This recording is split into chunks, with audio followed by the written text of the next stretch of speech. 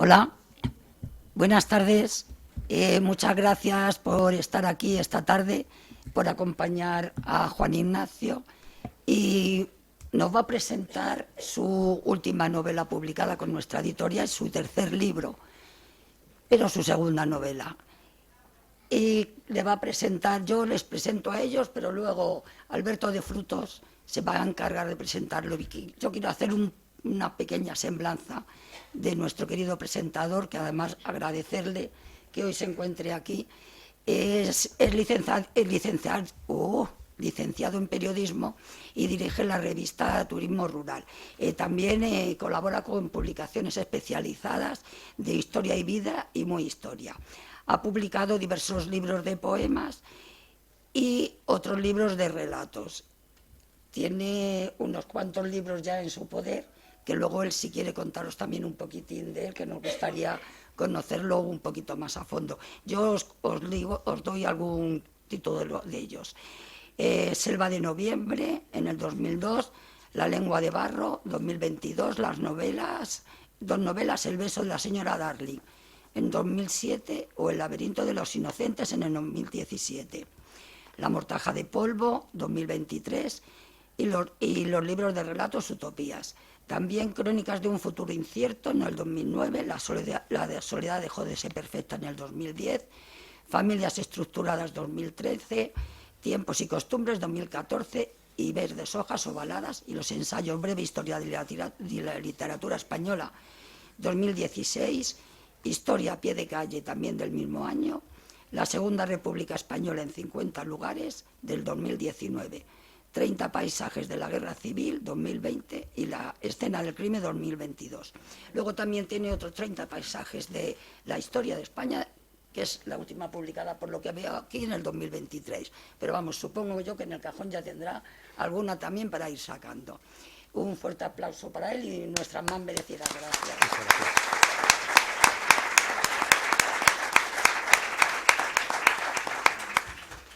Y ahora, también os haré un breve currículum de Juan Ignacio. No sé, supongo que algunos les conoceréis, para los que no, de cualquier manera, es interesante el currículum de este señor, sobre todo literariamente hablando. Juan Ignacio Ferrandis Avellano.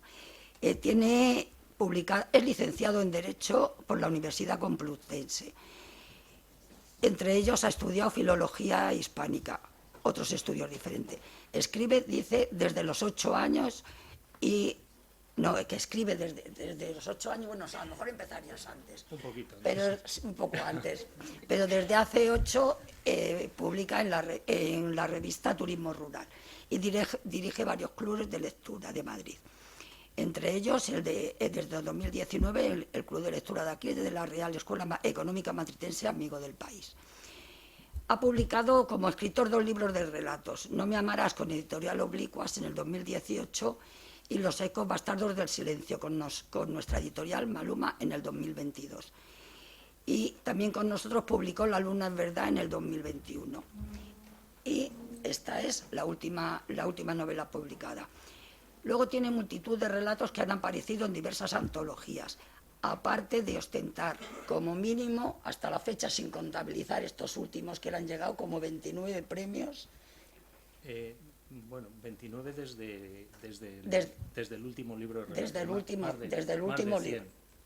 Pero quiero decir los últimos, porque como nos pongamos a contar todos, pues desde ello has tenido, bueno, una centena de premios, como él dice, y estos últimos, desde que presentó el último libro, unos 29.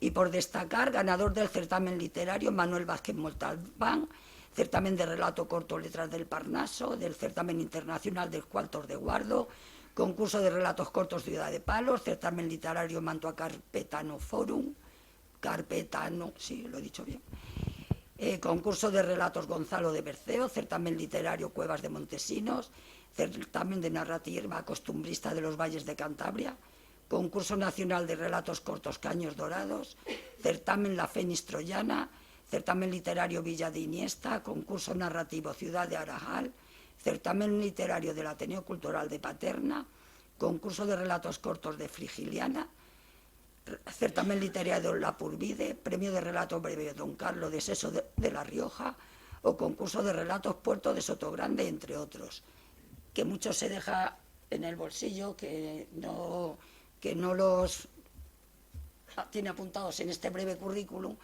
pero que me consta que ya tiene unos 2 o 3 y otros pendientes de fallar, que fallarán a su favor, como siempre, porque nos tiene abrumados. Y bueno, hasta aquí mi breve presentación de estos dos grandes, y ahora Alberto nos va a contar un poquito de qué va esta última novela de Juan Ignacio, y yo volveré a reiterar las gracias por acompañarnos. Os recuerdo, voy a estar ahí al fondo, en la otra sala, con los libros para el que los quiera comprar luego, para que los firme Juan Ignacio. Muchas gracias por su atención.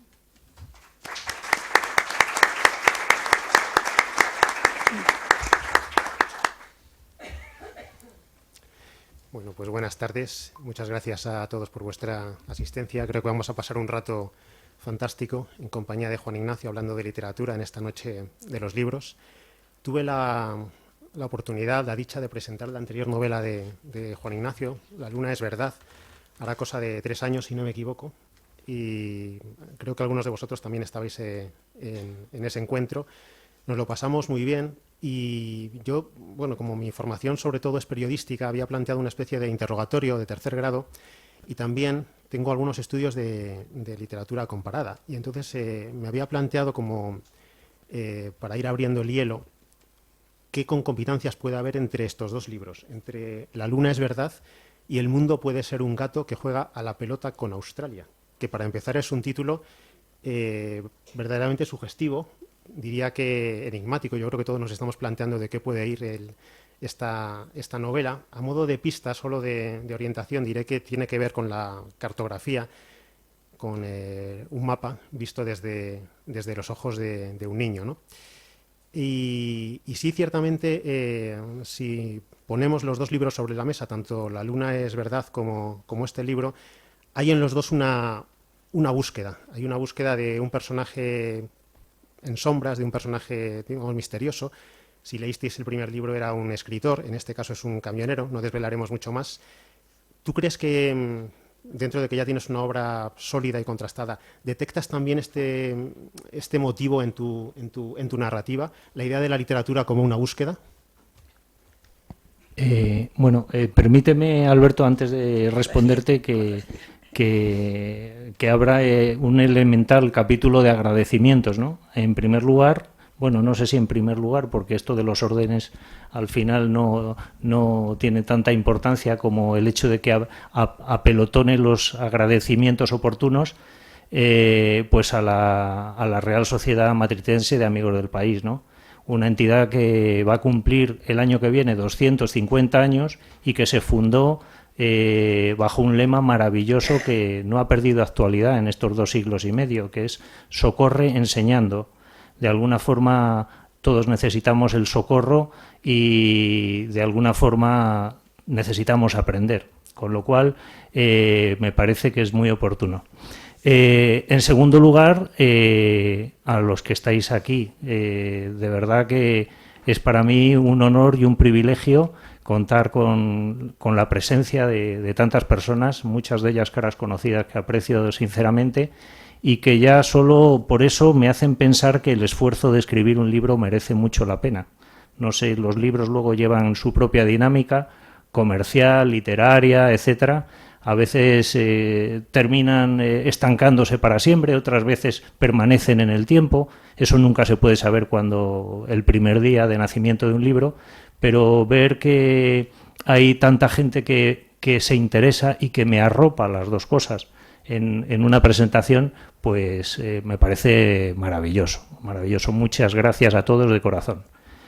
Y en cuanto a tu pregunta, Alberto, has hablado de que, o sea, has hecho el comentario de hasta qué punto La luna es verdad y este último libro pueden tener alguna concomitancia, ¿no? Y evidentemente tienen un parecido obvio, y es que lo ha escrito el mismo autor. Con lo cual, con esta sangre, estas venas, estos músculos, estos sentimientos, estos pensamientos, he hecho una nueva construcción y evidentemente tiene que haber parecidos, tiene que haber similitudes.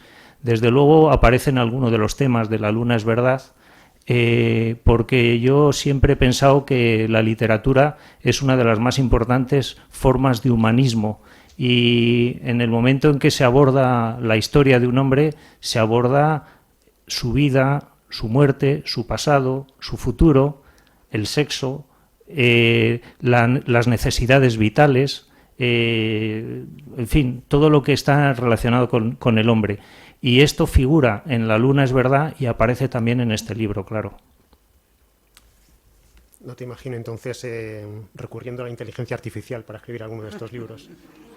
Yo soy más de torpeza natural, pero desde luego no quiero seguir por el lado de la inteligencia artificial. Yo creo que en 1950 se escribió, Isaac Asimov publicó Yo, Robot, y estableció en ese libro de relatos unas hipotéticas leyes de la robótica que permitirían conducir el obvio desarrollo de las máquinas que supera la propia inteligencia del hombre, ¿no? Y que en algún momento se puede volver peligroso, porque cuando se desarrolla la posibilidad de hacer pensar y de progresar en el pensamiento, pues llegará un momento en que la destrucción será una posibilidad.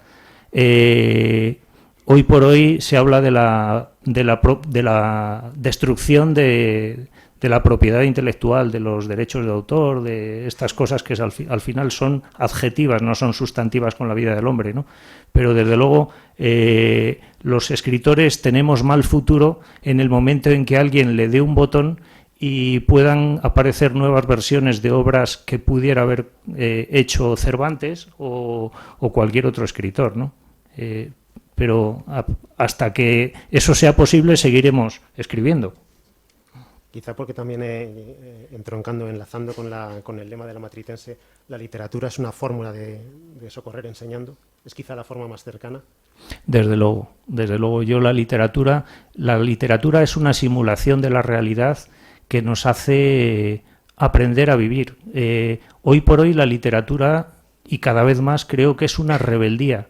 Es una forma de afirmar la individualidad, de pensar que leyendo se puede cambiar el mundo, que con la misma motivación que un niño se sube a una montaña rusa para experimentar de una forma más radical una serie de sentidos, pues el libro te posibilita eso, ¿no? Por eso en esta sociedad en la que vivimos, en que uno se monta en el vagón de un tren y ve a todo el mundo colgado del móvil, en que nadie tiene tiempo libre para meditar o para reflexionar, pues la literatura es la oportunidad de cambiar eso, de pensar que nuestra opinión sigue siendo útil para la sociedad y que formarla es importante, y al mismo tiempo que escribir pues es una herramienta de cambio del mundo, a pesar de que cada vez somos menos los que leemos y más difícil lo tenemos, desde luego. Y en ese sentido, Juan Ignacio, ¿qué te ha enseñado más de la vida, la literatura, como lector o como escritor? ¿Puedes concebir tu vida sin escribir o puedes concebir tu vida sin leer o van hermanadas? Bueno, es que yo, digamos que escribir es un efecto secundario de leer para mí. Yo empiezo a escribir por mímesis, en fin, de la misma forma que el mono detrás de la jaula empieza a imitar a los humanos que le están observando, pues a mí me pasa eso con la escritura y con la lectura. Yo soy, en primer lugar, un lector. Las cosas que he sentido leyendo, las sensaciones a las que te lleva, los sentimientos, las reflexiones a los que te lleva un libro, es algo que uno quisiera para su propia obra, para su propia capacidad de contar cosas, ¿no? Y por eso para mí lo primordial es leer. Bueno, yo sé que muchos de aquí probablemente también suframos esta adicción a las nuevas tecnologías, a estar pendiente del WhatsApp, de las pantallas. ¿Tú consigues abstraerte en el proceso de la lectura siempre? ¿Cómo lo haces? ¿Apagas los teléfonos, te desconectas totalmente o estás pendiente del último mensaje? Bueno, yo soy muy metódico para determinadas cosas de mi vida y leer pues es, en fin, es una de ellas. Yo me autoimpongo la obligación de leer un mínimo de 50 páginas todos los días y eso significa que hay una burbuja de mi tiempo en el que solo existimos mi libro y yo, ¿no? Al final un libro, cuando uno escribe un libro, pues piensa que hay un encuentro en la soledad del lector y del escritor. Y de la misma manera que el escritor experimenta esa soledad cuando escribe, el lector también la tiene que experimentar. Yo me aíslo totalmente y no quiero saber nada más que de lo que estoy haciendo y leyendo. Sé que además como lector haces a todo, lees ficción, lees ensayo, lees también teatro, en los clubes de lectura comentáis poesía. Y hemos dado una pequeña pista sobre el título de este libro, sobre el significado posible, pero me ha llamado la atención que en otros títulos de tu producción, tanto sea La luna es verdad como Los ecos bastardos del silencio, o ¿no? El mundo puede ser un gato que juega la pelota con Australia, a mí me suenan títulos verdaderamente líricos, poéticos, en un sentido casi no sé, espiritual, abstruso, ¿no?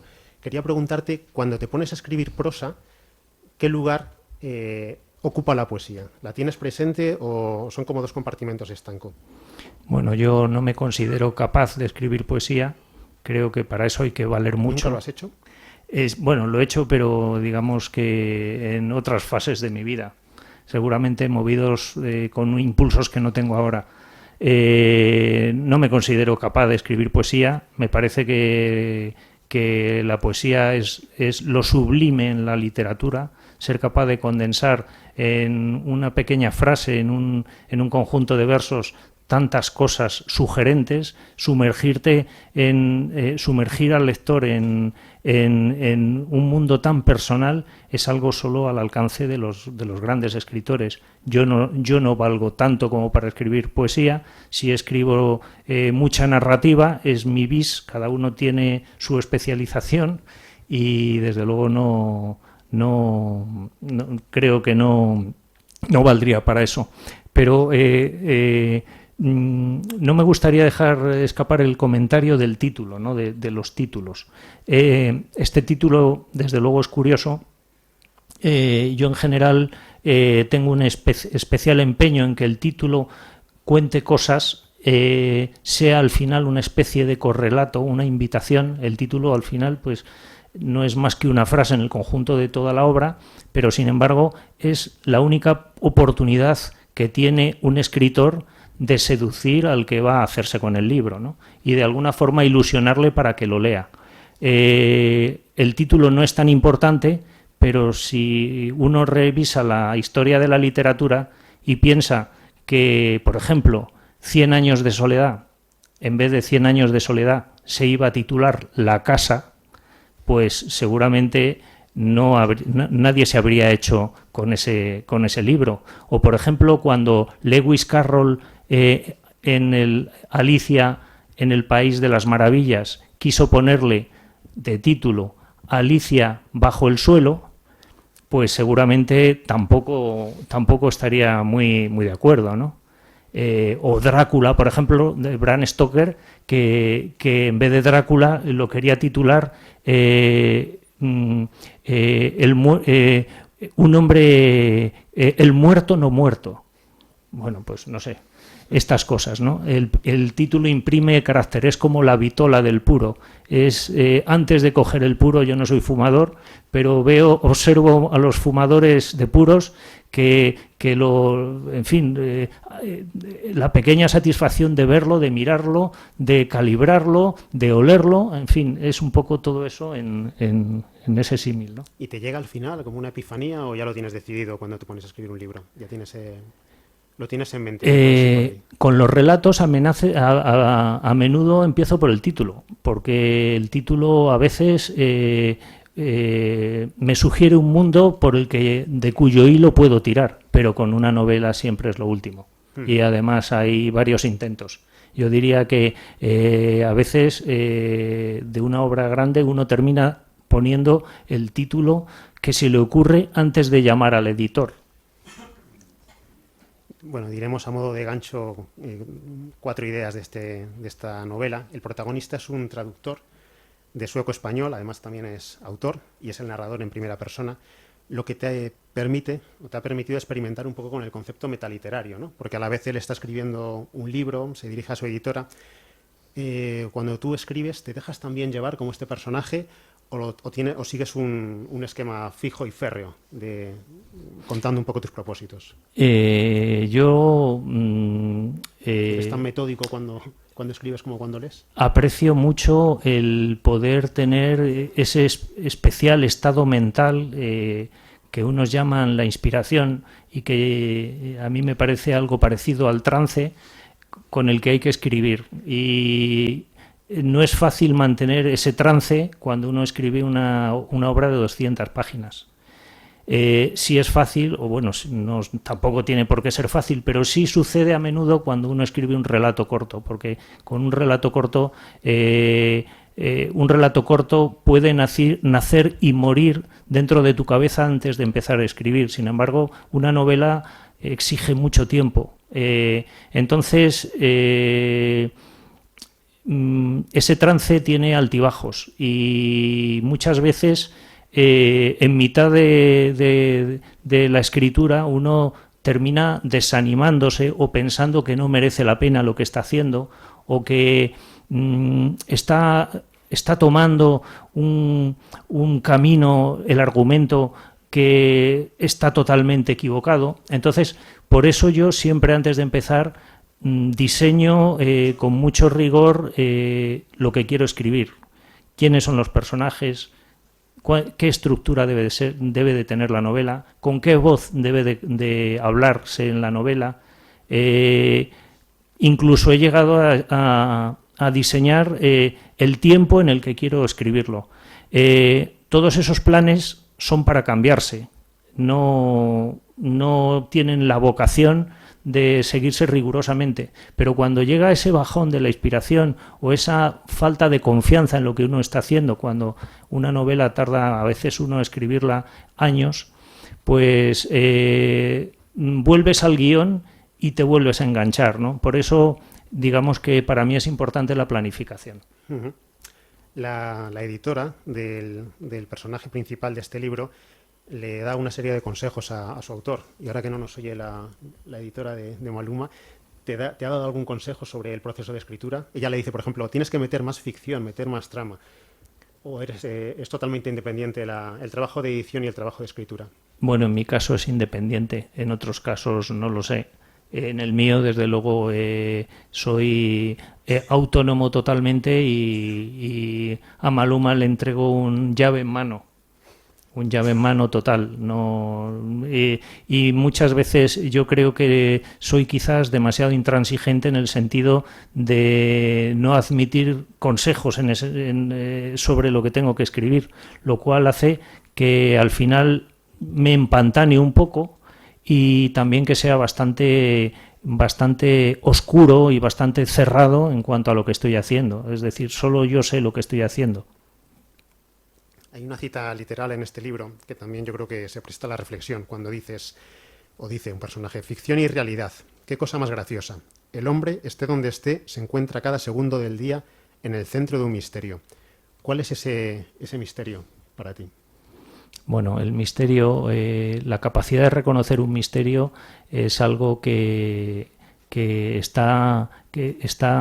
muy subjetivo y depende de cada uno, ¿no? Yo creo que nuestra vida está llena de misterios, está llena de momentos, está llena de interpretaciones, de relaciones personales, de posibilidades, de fracasos.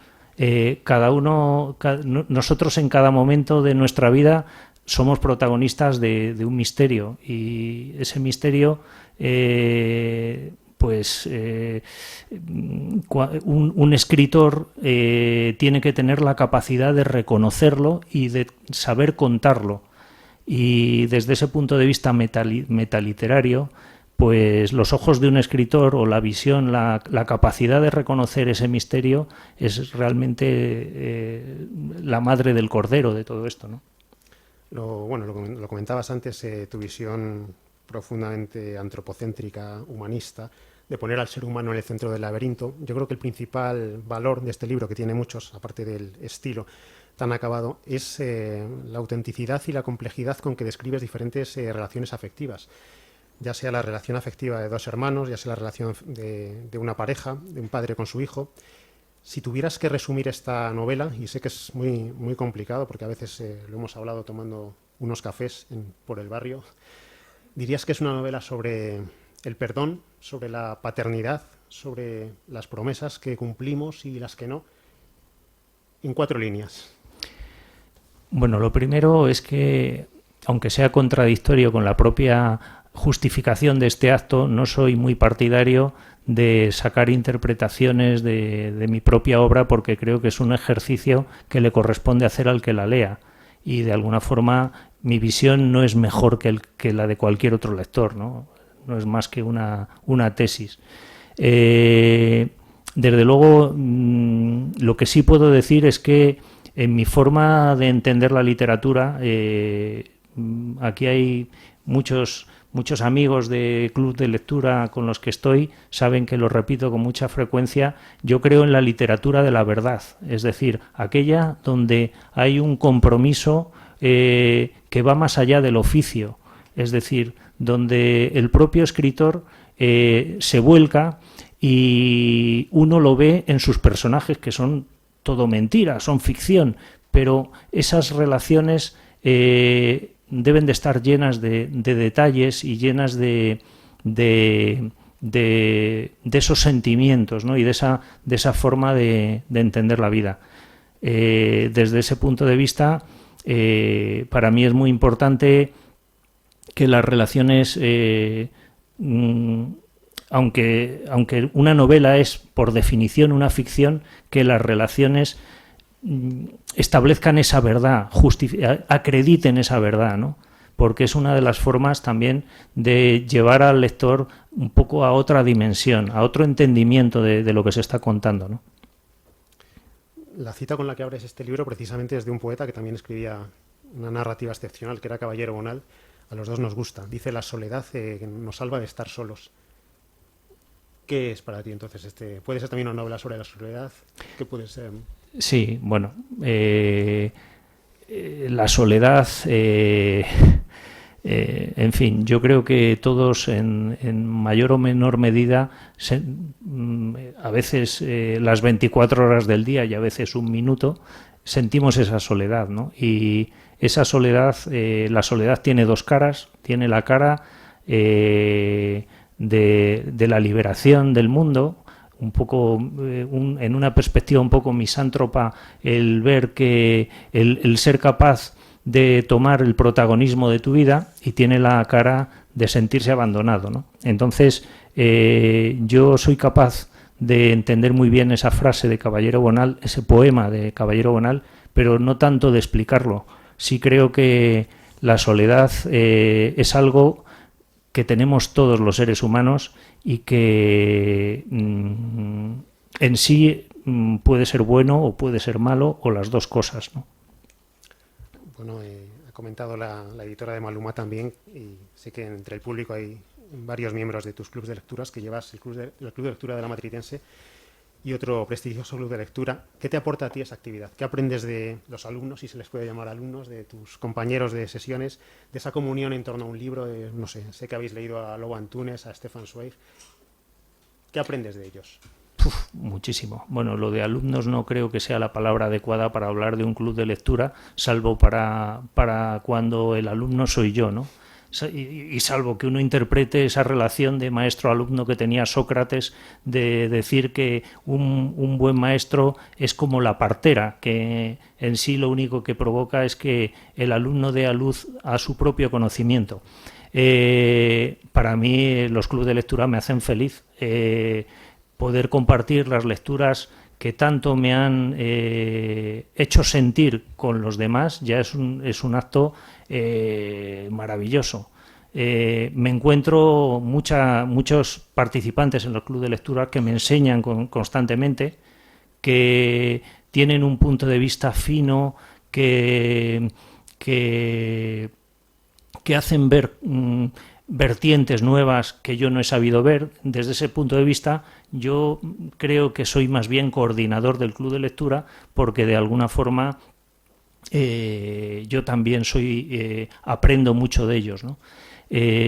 Para mí, además, me da la oportunidad de intentar conseguir que no se olviden algunos autores que son maravillosos, que están desapareciendo de los anaqueles, de las librerías, de las bibliotecas, que nos han contado mucho de la vida. No acabamos de entender que la vida y la historia son circulares y que al final nos pasa lo que les pasó a nuestros abuelos, a nuestros padres, a nuestros antepasados, y la memoria de los libros en eso es fundamental, ¿no? Yo en los clubes de lectura disfruto mucho, conozco gente maravillosa.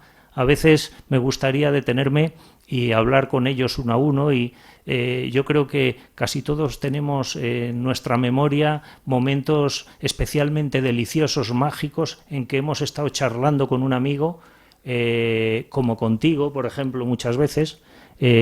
Tú dices un café, es una cerveza, reconozcámoslo. Cuando nos tomamos la cerveza y empezamos a hablar de libros y de historias, y esa amistad compartida y esa forma de compartir ese sentido que hemos tenido a la hora de leer un libro, pues me parece que a mí es una de las cosas que me hacen disfrutar de la vida. Yo, desde luego, veo aquí muchas caras conocidas del club de lectura. Les agradezco muchísimo que hayan estado conmigo, y además les agradezco muy especialmente que hagan conmigo un acto de fe, porque la particularidad que tiene los clubes de lectura que yo dirijo es que tienen que fiarse de mi gusto. Yo les digo que tienen que leer a una escritora noruega que acaba de salir, y se tienen que comprar el libro, van, lo leen y les gusta o no les gusta y le critican, pero siguen con el siguiente mes a ver qué pasa. Y yo se lo agradezco muchísimo. Desde luego aprendo muchísimo con ellos y disfruto mucho de la actividad. Recuerdo que yo tuve el privilegio también de asistir como estrella invitada a una de tus sesiones. Comentamos un relato mío que había recibido un premio. Y bueno, aprovechando también el tema de los certámenes literarios, que llevas ya más de un centenar, ¿cómo lo haces? O sea, cuéntanos el secreto para triunfar en este mundo con la competencia que hay. O sea, cuando se presentan 300 autores a un certamen literario, para mí es tan difícil como acertar los 6 números de la primitiva cada semana. Y es prácticamente la media que tú casi puedes llevar en los buenos momentos. Bueno, tú llevas muchos premios también, ¿eh? Dicho sea aquí de paso, Alberto es un grandísimo escritor, y yo creo que este es el momento de decirlo. Es un escritor que, cuando algunos de sus libros tienen miles de lectores, y que desde luego alguno de sus libros también, si uno no lo encuentra en España, que se vaya a Egipto, que allí lo venden.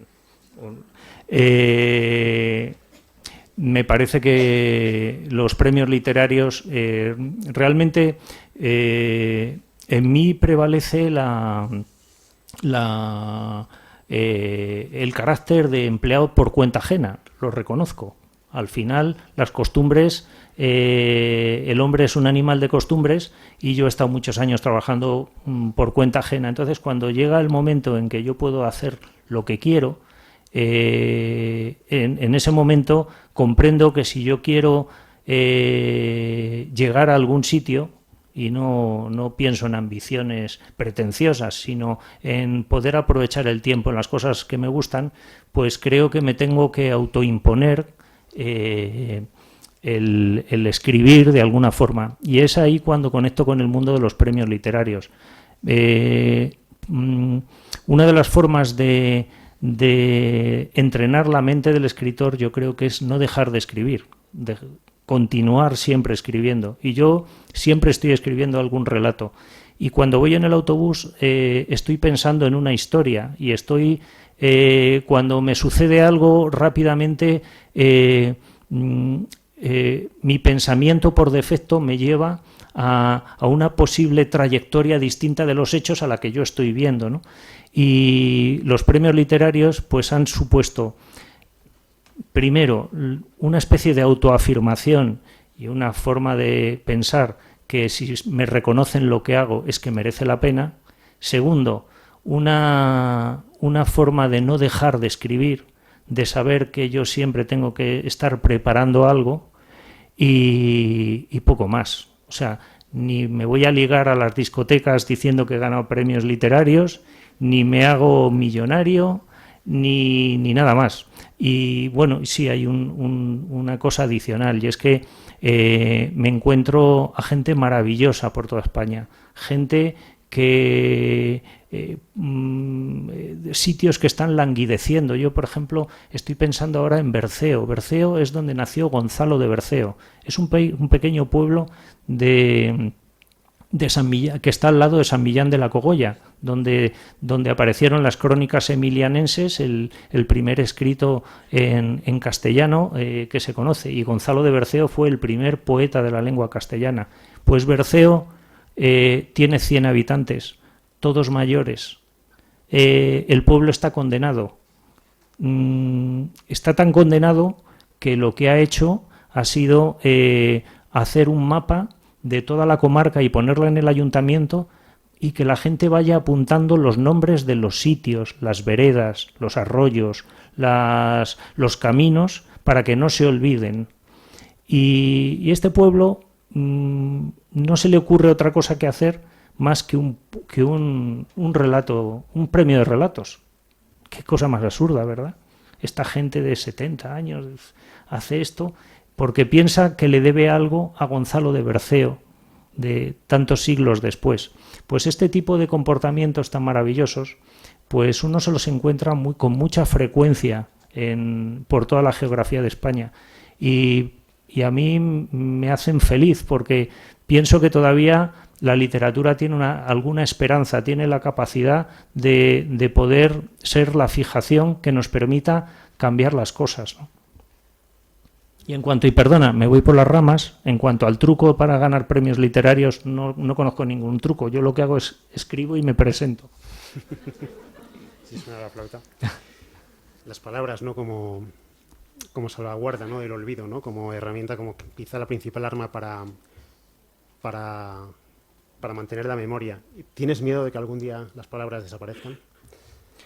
Bueno, con las nuevas generaciones que ya no leen, que ya les importa poco, no sé, Madame Bovary, Don Quijote, ¿puede llegar ese momento? Yo creo que hay una parte de las palabras que desaparecen y aparecen otras nuevas, ¿no? Porque de momento el hombre se sigue comunicando, ¿no?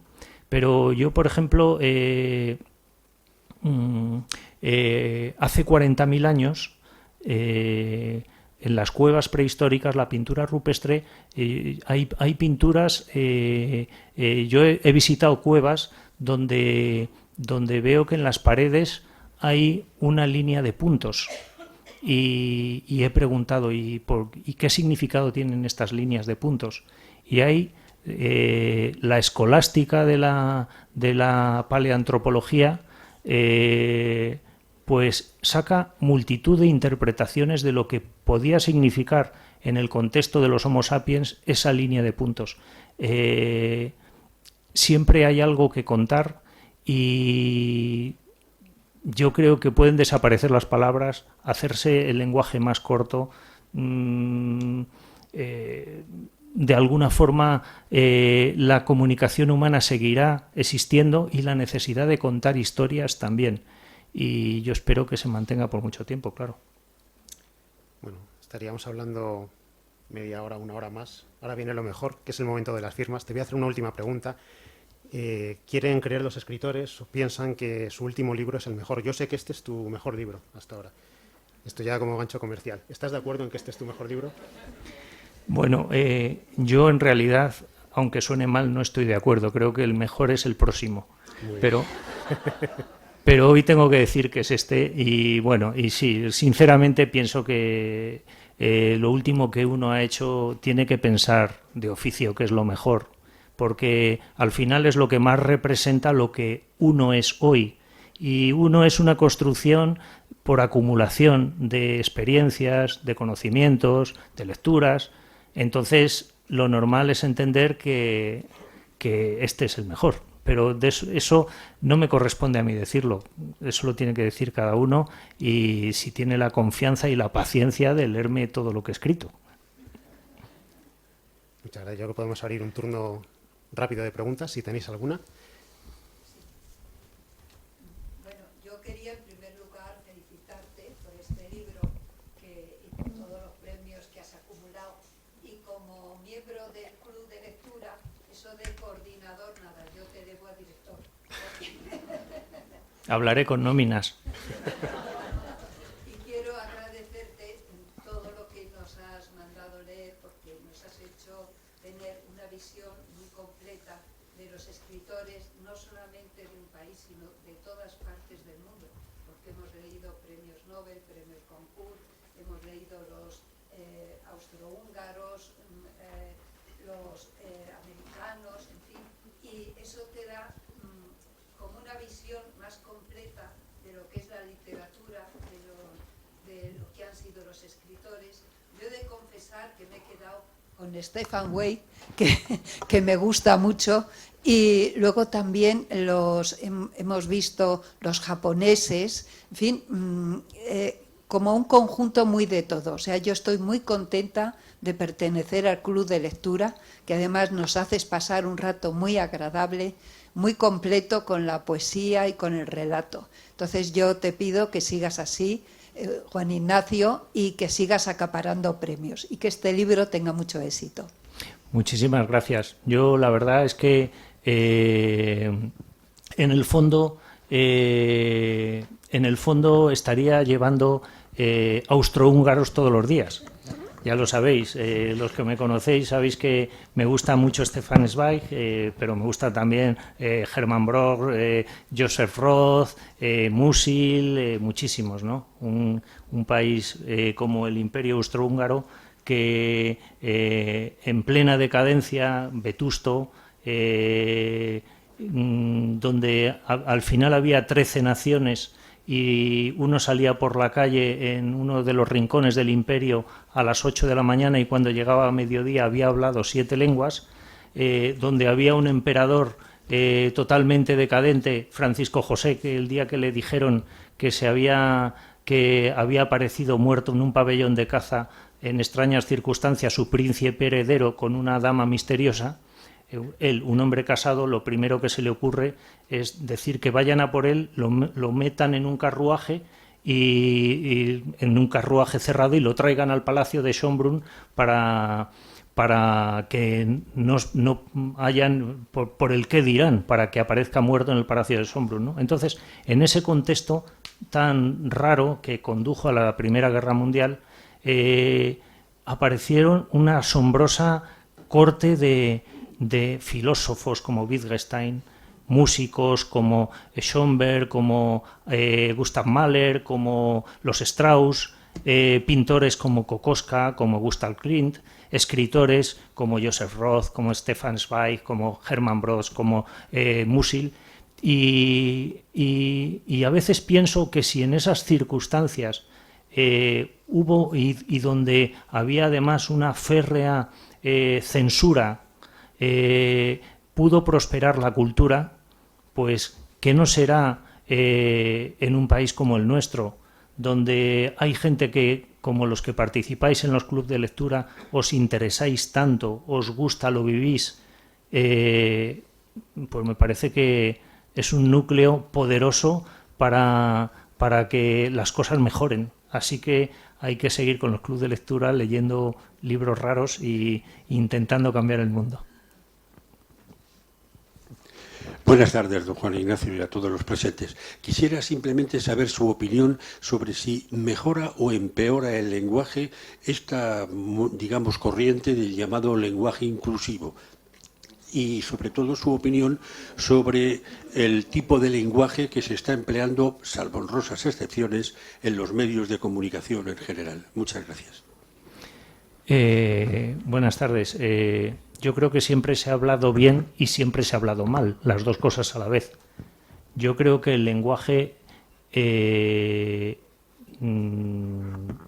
que reflejar lo que se habla en la calle. Es decir, el lenguaje oficial, nuestra lengua, es el producto de lo que se está hablando constantemente. No hay que olvidar que nosotros, a fin de cuentas, somos latinos que chapurreamos el latín muy mal. Y así hemos ido evolucionando. Yo, hoy por hoy, no reconozco a la hora de hablar el lenguaje inclusivo, pero no porque no piensa que tenga que haber igualdad. Creo que es obvio que tiene que haber igualdad, sino porque en la evolución del castellano desde su nacimiento hasta hoy ha habido unos principios de economía que nos han llevado a hablar de una determinada manera. Creo que hay que ser respetuoso y hay que tener ideas igualitarias absolutamente, pero al mismo tiempo creo que hay que hablar el lenguaje que hemos hablado siempre. Y me resisto a que los políticos me impongan cómo tengo que hablar. Sí estoy dispuesto a admitir que me den determinadas referencias o valores que deben de conducir una sociedad ética. Y hasta ahí pues creo que tengo que mejorar como hombre masculino y como ciudadano. Pero, en fin, que el primero de turno me diga cómo tengo que hablar, pues de momento quizás es que ya me estoy haciendo mayor, no estoy dispuesto a admitirlo. Y en cuanto a si está empeorando el lenguaje, yo diría que se está cambiando, como ha sucedido siempre y como seguirá sucediendo, y probablemente ahora menos que antes, porque creo que los medios de comunicación establecen al final una uniformidad para todos que cuesta cambiar, ¿no? Que cuesta evolucionar.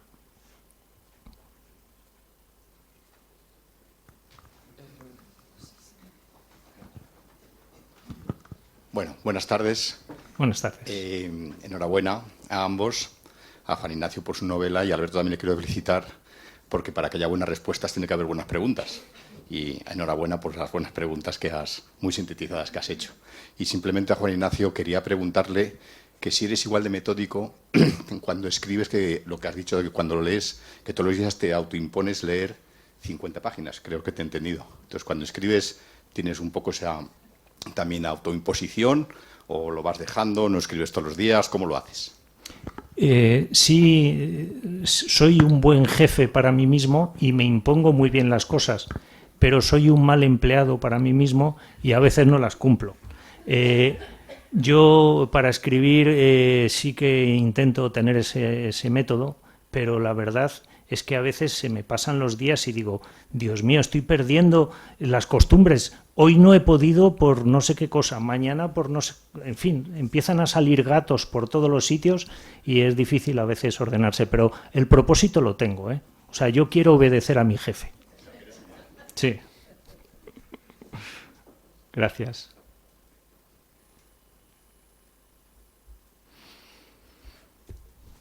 Bueno,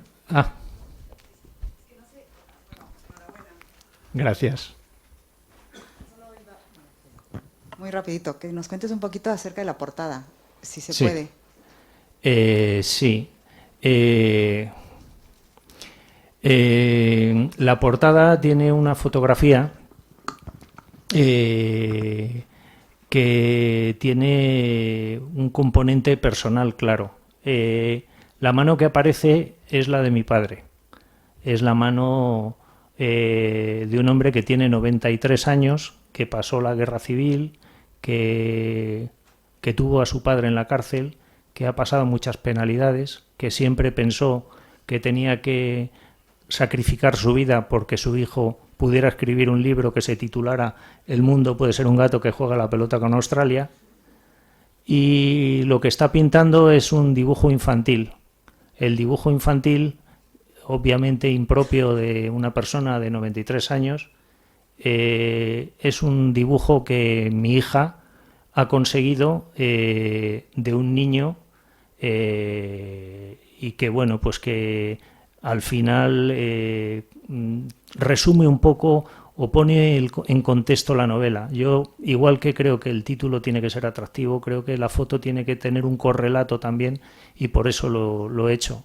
Algún día faltará mi padre y estará este libro, y por eso este libro, pues no sé si será el mejor, espero que sí, que así lo valoren todos, pero dentro de muchos años no dejará de ser importante para mí solo por ese detalle.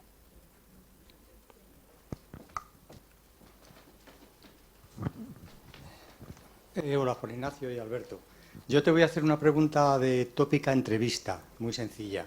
Tú que eres tan consumado lector, a lo mejor esta pregunta no te la haría cuando nos tomamos una cerveza, por eso aprovecho para hacértela aquí. Tan consumado lector, si tuvieras que irte a una isla desierta, ¿qué 2, 3 libros salvarías? No vale decir El Quijote.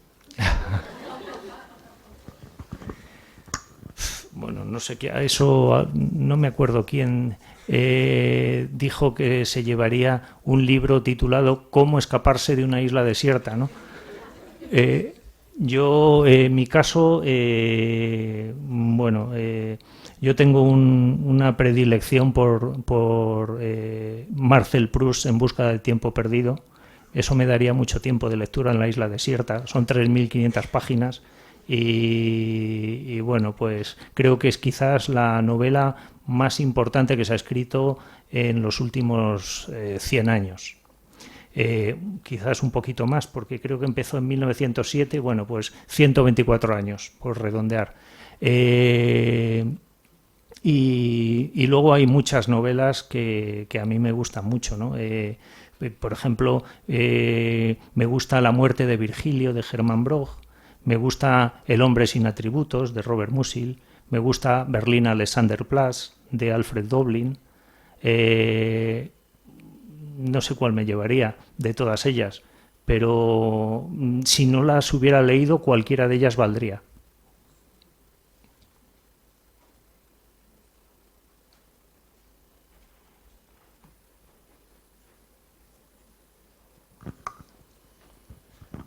Hola, buenas tardes.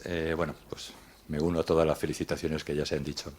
Utilizando la metodología esta de cuando va al médico y dice, tengo un amigo que tiene no sé qué, ¿qué consejo le darías a una persona que de joven escribió, que había participado en concursos, que ganó alguno, que luego se dedicó a trabajar por cuenta ajena, como tú has dicho, y que ahora jubilado tiene tiempo y muchísimas ganas de escribir, pero que no se pone con ello? Pues lo primero, buenas tardes y gracias. Lo primero le diría que es para matarle, porque es justo en el momento en el que puede hacer con su vida lo que quiera. Seguramente antes no le ha pasado eso, ¿no? Y le diría varias cosas. Lo primero, que no siempre tus ilusiones de tantos años son exactamente lo que te van a hacer feliz ahora. Yo conozco a gente que le ha tocado el gordo de la lotería y lo ha dilapidado lastimosamente, ¿no? Entonces, a veces nosotros vivimos muchos años atados a una ilusión y luego cuando podemos cumplirla nos damos cuenta que en realidad no es para tanto. Creo que leer fortalecerá el cumplimiento de esa ilusión, porque como decía antes, cuando uno lee consigue el contagio y crea el efecto secundario de la necesidad de escribir. Y desde luego, si tuviera que darle un consejo a esa persona, es que si le falta ilusión, no lo haga. Si la tiene, que se autodiscipline y empiece a escribir pues pautando un tiempo muy determinado y no dejando de hacerlo. Siempre le va a salir muy mal al principio, que lo tenga en cuenta también, pero después le saldrá bien, porque lo que decía antes de la literatura de la verdad, cuando uno escribe de verdad, aunque solo sea para un único lector, que es sí mismo, pues merecerá la pena.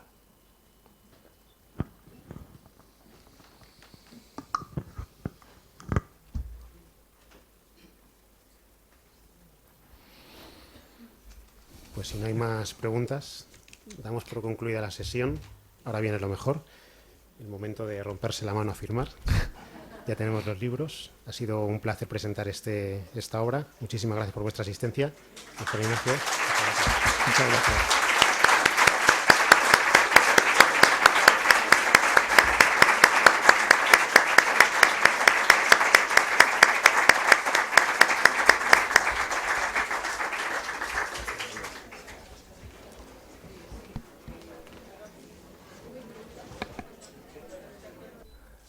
Bueno, buenas tardes. Esto es un perpetuum mobile y, en fin, como esos equipos de fútbol que tienen al mismo jugador para sacar el córner y rematar de cabeza, pues aquí estoy yo para abrir este acto que, a pesar de que no parece que sea muy multitudinario, pues sí que es importante de alguna forma para la matritense, ¿no? Porque desde hace años se institucionalizó la Noche de los Libros. La Noche de los Libros pretende ser un día de gloria que nos damos los lectores con los libros. Y la matritense por primera vez se ha inscrito en esta actividad y ha pensado que una de las formas de empezar la actividad es que se puedan leer lecturas sucesivas con una duración no superior a 5 minutos, con el leitmotiv en este año de la casa, ¿no? Entonces, ha habido algunas personas que se han inscrito. Yo las voy a ir llamando, pero en este caso, como ocurre con los vendimiadores, me voy a reservar el primer lugar en la lectura. Y voy a hacer una primera lectura y he aprovechado para coger un texto, uno de los textos precisamente que más admiro de la historia de la literatura, En busca del tiempo perdido. Si hay una escena en la historia de la literatura moderna que es recordada frecuentemente y que marca, además, en gran parte a muchos escritores, es aquella escena donde el protagonista de repente empieza a evocar, mojando una magdalena, todo un mundo, el del tiempo perdido, que ha constituido lo que es él en el presente, ¿no? Entonces voy a leer esa escena. Es una lectura un poco breve y simplemente por poner el tema en contexto, decir que Marcel Proust nació y murió en París en 1871, nació en 1922, murió. Su obra cumbre es En busca del tiempo perdido. Se publicó entre 1913 y 1927, póstuma, las 7 partes que componen la obra. Las ediciones españolas tienen aproximadamente unas 3.500 páginas. Y la primera parte, el primero de sus libros, Por el camino de Swann, fue escrito con 36 años en el año 1907. Entonces, aquí con estos antecedentes comienzo a leer. Considero muy razonable la creencia céltica de que las almas de los seres perdidos están sufriendo cautiverio en el cuerpo de un ser inferior, un animal, un vegetal o una cosa inanimada, perdidas para nosotros hasta el día, que para muchos nunca llega, en que suceda que pasamos al lado del árbol o que entramos en posesión del objeto que las sirve de cárcel. Entonces se estremecen, nos llaman y en cuanto las reconocemos se rompe el maleficio. Y liberadas por nosotros vencen a la muerte y tornan a vivir en nuestra compañía. Así ocurre con nuestro pasado. Es trabajo perdido el querer evocarlo, e inútiles todos los afanes de nuestra inteligencia. Ocúltase fuera de sus dominios y de su alcance en un objeto material, en la sensación que ese objeto material nos daría que no sospechamos, y del azar depende que nos encontremos con ese objeto antes de que nos llegue la muerte o que no lo encontremos nunca. Hacía ya muchos años que no existía para mí de Combré más que el escenario y el drama del momento de acostarme, cuando un día de invierno, al volver a casa, mi madre, viendo que yo tenía frío, me propuso que tomara, en contra de mi costumbre, una taza de té. Primero dije que no, pero luego, Sin saber por qué, volví de mi acuerdo. Mandó mi madre por uno de esos bollos cortos y abultados que llaman magdalenas, que parece que tienen por molde una valva de concha de peregrino. Y muy pronto, abrumado por el triste día que había pasado y por la perspectiva de otro tan melancólico por venir, me llevé a los labios una cucharada de té en el que había echado un trozo de magdalena. Pero en el mismo instante en que aquel trago con las migas del bollo tocó mi paladar, me estremecí. Fija mi atención en algo extraordinario que ocurría en mi interior. Un placer delicioso me invadió, me aisló sin noción de lo que lo causaba. Y él me convirtió las vicisitudes de la vida en indiferentes, sus desastres en inofensivos y su brevedad en ilusoria, todo del mismo modo que opera el amor, llenándose de una esencia preciosa. Pero mejor dicho, esa esencia no es que estuviera en mí, es que era yo mismo. Dejé de sentirme mediocre, contingente y mortal. ¿De dónde podría venirme aquella alegría tan fuerte? Me daba cuenta de que iba unida al sabor del té y del bollo, pero le extendía en mucho y no debía de ser de la misma naturaleza. ¿De dónde venía y qué significaba? ¿Cómo llegar a aprehenderlo? Bebo un segundo trago que no me dice más que el primero, luego un tercero que ya me dice un poco menos. Ya es hora de pararse. Parece que la virtud del brebaje va aminorándose. Ya se ve claro que la verdad que yo busco no está en él, sino en mí. Bueno,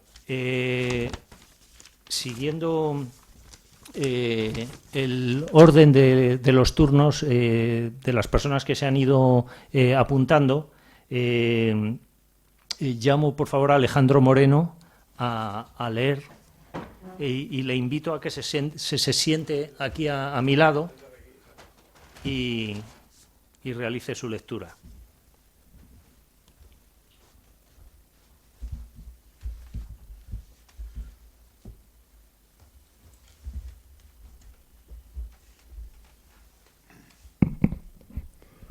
Buenas tardes.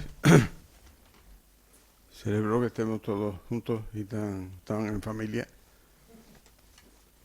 Porque esto es lo que pasa, comentaba hace un momento que esto es lo que pasa en las primeras ediciones de estos eventos, que suele haber muy poca gente, después la gente se entera y empieza a venir. Entonces,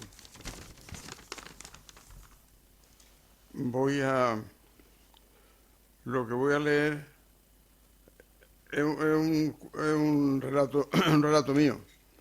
Tiene relativamente poco que ver con la casa, porque tengo que confesar que se me había olvidado en casa y he tenido que ir corriendo por él, porque lo tenía en el teléfono, pero en el teléfono se veía fatal. Entonces, esto forma parte, tengo un libro preparado que se llama Historias a Contratiempo, que va relatando hechos pretendidamente ocurridos, que no necesariamente ocurrieron, pero que pudieron ocurrir.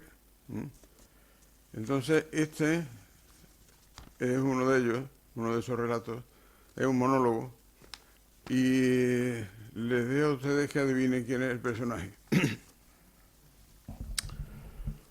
El relato se llama Dos puertas. Dos puertas. Yo no quiero mirar. Ahí están otra vez, en consejo. Pero yo no quiero ni mirar. Yo ya estoy harta de mirar siempre hacia donde me mandan. Ahora la corte está como embebecida con estos juegos, con estas vaciedades que nos pueden costar mucho más que todas las guerras que hemos padecido y aún padecemos. Hay dos puertas para pasar a las tierras, de las especias, el oro y las perlas, dicen los sabios.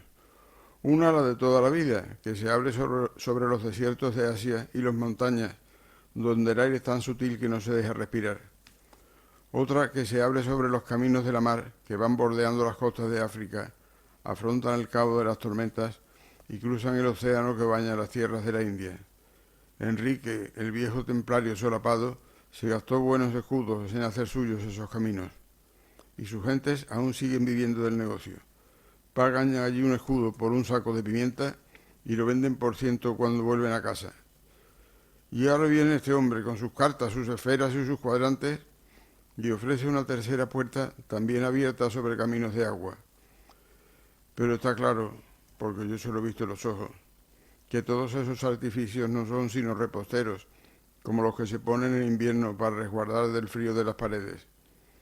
Estas invenciones no son sino caperuzas de halcón para cegar a los sabios y que no vean sino lo que él quiere que vean. Yo le he notado en los ojos que sabe mucho más de lo que dice saber. A otra podrán engañar, pero no a mí, que sé latín desde los 4 años, y hasta mi madre me llama por chanza mi suegra. Ese hombre no tiene hechuras de marino ni de haber visto la mar sino de lejos. Tiene cara y maneras y voz de mercader de lo caro, y sin embargo se hace el mísero. Así se lleva también con los frailes. Las cartas de Fray Antonio lo recomiendan como un sabio, y Fray Diego, el preceptor de mi hermano Juan, lo pone por las nubes. 2 puertas tenía el mundo del Gran Can, y ahora parece que van a ser 3. 2 puertas, tiene gracia. Eso me dijeron a mí, que en la vida había 2 puertas. Una que da un camino de oración y mortificación y privaciones, y que lleva al cielo. Otra que da un paseo de placeres, poder y riqueza, y que lleva a los infiernos. Yo siempre quise escoger la primera y poner mi vida al servicio de Dios, pero cuando ya lo tenía al alcance de la mano, decidieron que tenía que mirar hacia la otra puerta. Todavía no es seguro, pero no dejan de ir y venir embajadas a Borgoña. Dicen que el príncipe es hermoso como una mañana de primavera, pero yo ya no me fío de nadie. Yo tenía mis amores concertados y ahora me ordenan que concierte para otros amores mi cuerpo y mi alma. Y por si fuera poco, llega este hombre al que no han querido escuchar ni en Francia ni en Portugal y pone el mundo del revés. Él sabrá lo que se trae entre manos, pero yo sé que es mucho más grande que abrir otra puerta hacia la India. Apostaría como un ballestero a que mi madre lo sabe, porque lo recibe donde quiera que él se lo pida y hasta se chismea que sería capaz de empeñar sus joyas para costearle sus quimeras. El mundo está cambiando mucho, y más que me lo están cambiando a mí, van a terminar volviéndome loca.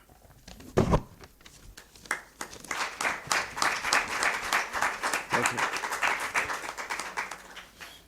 Se ve quién es, ¿no? Bueno, pues muchas gracias. Muchas gracias. La siguiente lectura es de Silvia Bosch.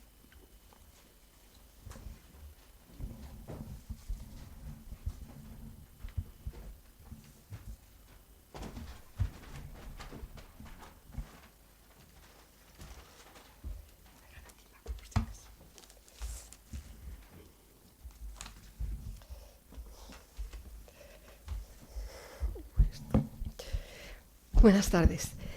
Hace un par de semanas estaba leyendo un artículo de Larra y di con un párrafo y pensé, bueno, una casa para siempre, yo creo que encaja. Corresponde el artículo a Vuelos de mañana. Ahí está un personaje que es Monsieur Sans-Delay, que ha heredado un dinero y decide venir a España posiblemente a invertirlo y sobre todo a conocer quiénes eran sus ascendentes, sus abuelos. Entonces piensa que va a pasar 9 días en Madrid, luego es mucho más, y yo creo que en este párrafo vais a ver si su casa para siempre va a ser Francia, por ser francés, o si por el contrario, al venir a España, pues decide que es lo contrario. Es el primer párrafo que voy a leer. Es una reflexión de Fígaro y Fígaro es Larra. Y dice lo siguiente: un extranjero seguí que corre a un país que le es desconocido para arriesgar en él sus caudales. Pone en circulación un capital nuevo, contribuye a la sociedad, a quien hace un inmenso beneficio con su talento y su dinero. Si pierde, es un héroe. Si gana, es justo que logre el premio de su trabajo, pues nos proporciona ventajas que no podíamos acarrearnos solos. Ese extranjero que se establece en este país no viene a sacar de él el dinero, como usted supone. Necesariamente se establece y se arraiga en él. Y a la vuelta de media docena de años, ni es extranjero ya ni puede serlo. Sus más caros intereses y su familia le ligan al nuevo país que ha adoptado. Toma cariño al suelo donde ha hecho su fortuna. al pueblo donde ha escogido una compañera. Sus hijos son españoles y sus nietos lo serán. En vez de extraer el dinero, ha venido a dejar un capital suyo que traía, invirtiéndole y haciéndole producir. Ha dejado otro capital de talento, que vale por lo menos tanto como el del dinero. Ha dado de comer a los pocos o muchos naturales de quien ha tenido necesariamente que valerse. Ha hecho una mejora y hasta ha contribuido al aumento de la población con su nueva familia. Convencidos de estas importantes verdades, todos los gobiernos sabios y prudentes han llamado así a los extranjeros. A su grande hospitalidad ha debido siempre la Francia su alto grado de esplendor. A los extranjeros de todo el mundo que ha llamado la Rusia ha debido el llegar a ser una de las primeras naciones en muchísimo menos tiempo que el que han tardado otras en llegar a ser las últimas. A los extranjeros han debido los Estados Unidos, etcétera, etcétera. Pero veo por sus gestos de usted, concluí interrumpiéndome oportunamente a mí mismo, que es muy difícil convencer al que está persuadido de que no se debe convencer. Por cierto, si usted mandara, podríamos fundar en usted grandes esperanzas. Concluida esta filípica, fuime en busca de mi Sans de Lé. Me marcho, señor Fígaro, me dijo. En este país no hay tiempo para hacer nada. Perdón. Solo me limitaré a ver lo que hay en la capital de más notable. Ah, mi amigo, le dije, idos en paz, y no queráis acabar con vuestra poca paciencia. Mirad que la mayor parte de nuestras cosas no se ven. ¿Es posible? Nunca me habéis de creer. Acordaos de los 15 días. Un gesto de Monsieur Sans-Delay me indicó que no le había gustado el recuerdo. Vuelva usted mañana, nos decían en todas partes. Y continúa el artículo de Larra. Gracias.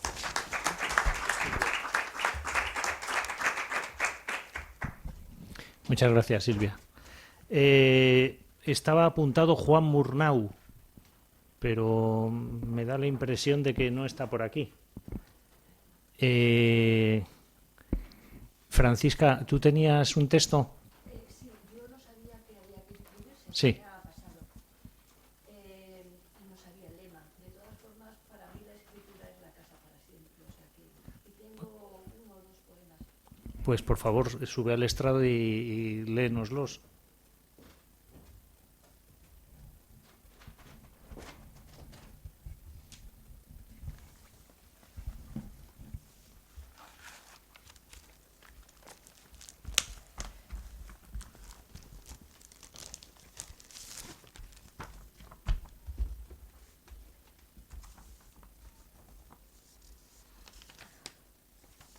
Quiero empezar por uno y os explico. Me preguntabas, perdona, se me olvida el nombre, ¿tu nombre? Pilar. Me preguntabas, Pilar, ¿cómo se puede empezar a escribir poesía? Pues en un viaje que hice a Javea encontré es la siringa, es un lilo, un árbol enorme. En medio de la ciudad, con toda la polución del ambiente, en la acera había crecido un árbol que llegaba hasta el 4º piso. Era un lilo. Y yo me senté un rato a descansar porque era mediodía, pero también a complacerme en el lilo. En la parte baja, en la acera, había una hilera de bicicletas porque pertenecía a la tienda de bicicletas. Entonces me senté, contemplé el lilo y me dejé llevar. Es esto. Extiende vertical su belleza, limitada por el asfalto, de esta ciudad mestiza o ensoñada. Bajo la luz que apaga la ceniza, sobre la congestión del aire comprimido, una hilera de gomas, hierro y manillares proyecta la pasión del músculo y el vértigo, arabesco horizontal sobre la acera. Mientras mis ojos se remansan en esta nube verde y lila de silenciosa permanencia.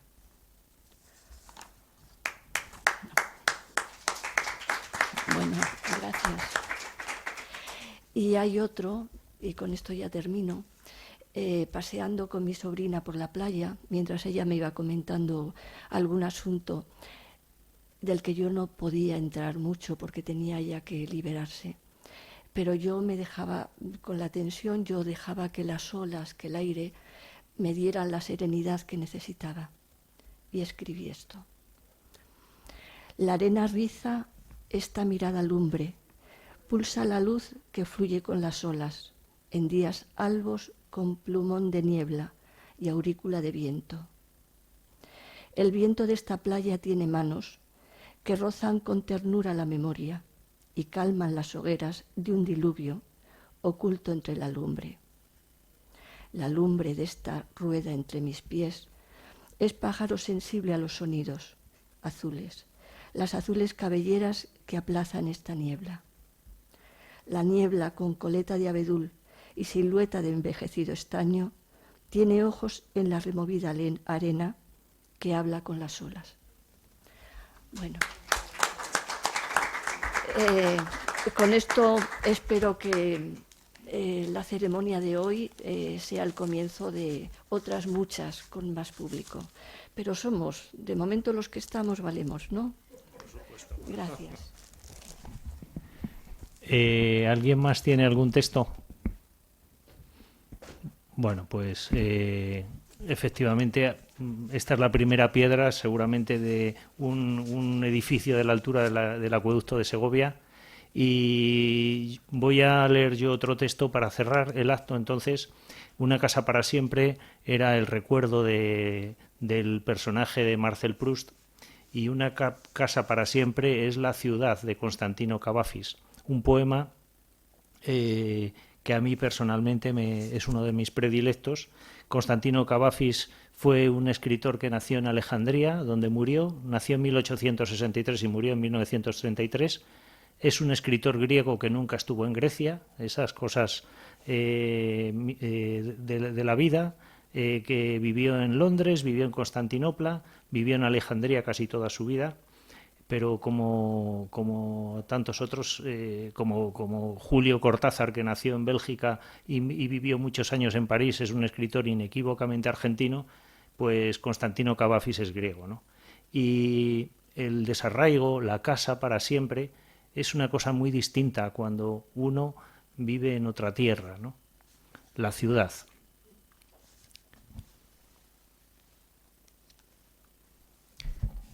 Dijiste: iré a otra tierra, hacia otro mar, y una ciudad mejor con certeza hallaré, pues cada esfuerzo mío está aquí condenado, y muere mi corazón lo mismo que mis pensamientos en esta desolada languidez. Donde vuelvo mis ojos solo veo las oscuras ruinas de mi vida, y los muchos años que aquí paseo destruí. No hallarás otra tierra ni otro mar. La ciudad irá en ti siempre. Volverás a las mismas calles, y en los mismos suburbios llegará tu vejez. En la misma casa encanecerás. Pues la ciudad siempre es la misma, otra no busques, no la hay. Ni caminos ni barco para ti. La vida que aquí perdiste la has destruido en toda la tierra. Muy bien, pues dicho todo esto, muchas gracias por ser los pioneros y os espero el año que viene. Espero que traigamos también otros textos tan buenos como los que hemos leído hoy. Muchas gracias.